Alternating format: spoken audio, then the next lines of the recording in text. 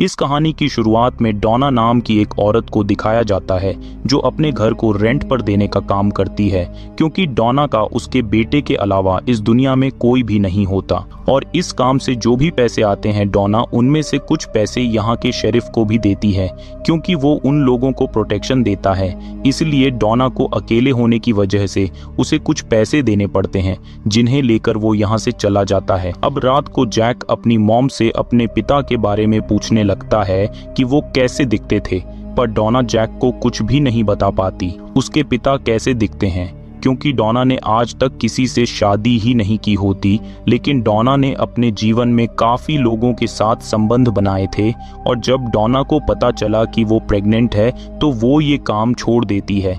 इसलिए उसे पता नहीं है कि जैक का पिता कौन है, पर डोना जैक के लिए ही अपने घर को होटल की तरह इस्तेमाल करती है ताकि ये लोग कुछ पैसे कमा सके। लेकिन उस रात जब डॉना सो रही होती है, यहाँ वो शेरिफ आ जाता है जो डॉना के पास आने लगता है, पर डॉना अभी उसे ये सब करने को मना करती है और उसे जाने को कहकर दरवाजा बंद कर लेती है। पर वो यहाँ से नहीं जाता, इसलिए डॉना को उसके साथ इंटीमेट होना पड़ता है, क्योंकि वो डॉना के बारे में सब कुछ जानता है कि वो पहले क्या काम करती थी। इसलिए वो आज भी उसे वैसा ही समझता है, जिसके बाद वो यहाँ से चला जाता है। अब अगले दिन जैक का बर्थडे होता है, इसलिए वो लोग साथ में एंजॉय करते हैं। लेकिन उस दिन डॉना के घर कैम नाम का आदमी आता है, जिसे एक रात के लिए रूम चाहिए होता है, इसलिए डॉना उसे रहने को बोल देती है। पर कैम डॉना को बताता है, हम पहले भी मिल चुके हैं और हम दोनों ने साथ में काफी रातें बिताई थी। लेकिन डॉना उसे देखकर पहचान नहीं पाती, इसलिए वो कैम से बोलती है उसने वो सब काम छोड़ दिया है और अब उसका एक बेटा भी है। ये सुनकर कैम उससे माफी मांगता है, जिसके बाद डॉना उसे रूम दिखाती है और उसे कुछ खाने को भी देती है, जहां ये दोनों बात करते हैं। और इस दौरान कैम डॉना को बताता है वो 20 साल से जेल में था और अब वो यहाँ से जाना चाहता है। अब रात को कैम डॉना के घर में कुछ ढूंढने लगता है, पर उसे यहाँ कुछ नहीं मिलता, इसलिए वो चुपके से जैक के रूम में आ जाता है और वहाँ भी कुछ ढूंढने लगता है, लेकिन उसे वहाँ भी कुछ नहीं मिलता।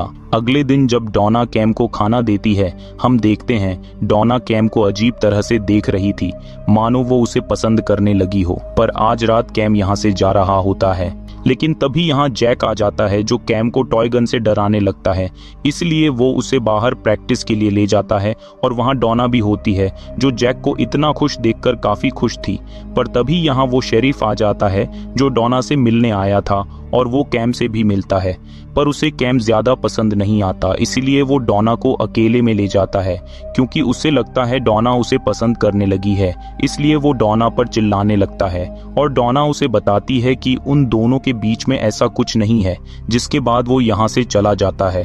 अब रात को ये दोनों एक दूसरे से बात करते हैं, क्योंकि आज कैम यहाँ से जाने को मना कर देता है, और बात करते हुए ये दोनों एक दूसरे के पास आ जाते हैं, जहाँ ये दोनों रूम में जाकर एक दूसरे के साथ इंटीमेट होते हैं। क्योंकि डॉना कैम को पसंद करने लगी थी, लेकिन आधी रात को कैम कुछ ढूंढने लगता है और इस बार उसे एक बैग मिलता है जिसमें पैसे थे, क्योंकि 20 साल पहले जब कैम डॉना से मिला था वो इन पैसों को यहीं पर छुपा देता है ताकि ये पैसे पुलिस के हाथ न लग सके।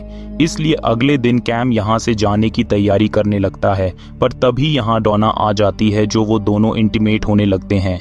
लेकिन डॉना नोटिस करती है कैम की बॉडी पर बिरथ मार्क है जो बिल्कुल जैक की तरह है, यानी कि डॉना को शक हो जाता है कैम जैक का पिता तो नहीं है, क्योंकि उन दोनों में पहले भी संबंध बन चुके हैं। और कैम को भी ये सब सच लगने लगता है कि जैक कहीं उसी का बेटा तो नहीं है। दूसरी तरफ जैक जब बाहर होता है उसे एक आदमी मिलता है जो होटल ढूंढ रहा था, इसलिए जैक उसे अपने साथ घर लेकर आ जाता है, जहां उनके पास एक और कस्टमर आने पर डॉना उसे खाना देती है और वो आदमी उन सबको अपना नाम बॉस बताता है, जिसके बाद वो खाना खाने के बाद सोने चला जाता है। और डॉना कैम को अपने रूम में सोने को कह देती है, जहां डॉना उसके पास आने लगती है, लेकिन कैम उसे ये करने को मन करता है, इसलिए डॉना सोने चली जाती है।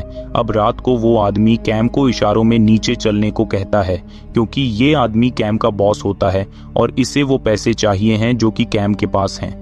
पर तभी यहाँ डॉना भी आ जाती है, जिससे वो समझ जाती है ये दोनों एक दूसरे को जानते हैं और इसे वो पैसे चाहिए जो कैम के पास है। लेकिन कैम बोलता है उसके पास कोई पैसे नहीं है, पर वो उसका झूठ पकड़ लेता है। और तभी यहाँ जैक भी आ जाता है, जिसे डॉना ऊपर जाने को बोलती है। इसलिए वो आदमी अपने पैसे निकलवाने के लिए जैक के पेट को चोट पहुंचाने लगता है, जिस पर डॉना उसे ऐसा करने को मना करती है। पर वो डॉना की बात नहीं सुनता, क्योंकि उसे अपना पैसा चाहिए होता है।